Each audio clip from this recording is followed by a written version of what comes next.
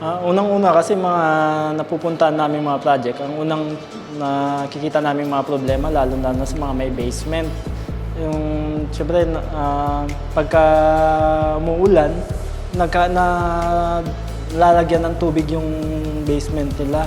Ngayon kahit na wala namang magagaling sa taas, siyempre yung sa positive side na may mga pumapasok. Meron din yung mga roof deck. Ang hirap, di mo alam kung anong i-recommend mo eh.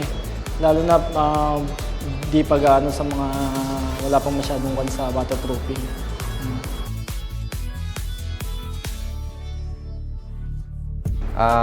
Natulungan ako nito na yung tamang paggamit, tapos yung procedure, yung tamang application ng product ng Buildrite. Dito ko natutunan na tamang pag-apply. Malaking tulong kasi doon mo malalaman yung proper tamang application kasi hindi mo pwede na alam mo yung produkto pero di mo naman alam i-apply, di mo alam gamitin, saka yung mga tamang procedure, saka kung anong system nga yung kailangan mong i-apply doon sa problema na yun.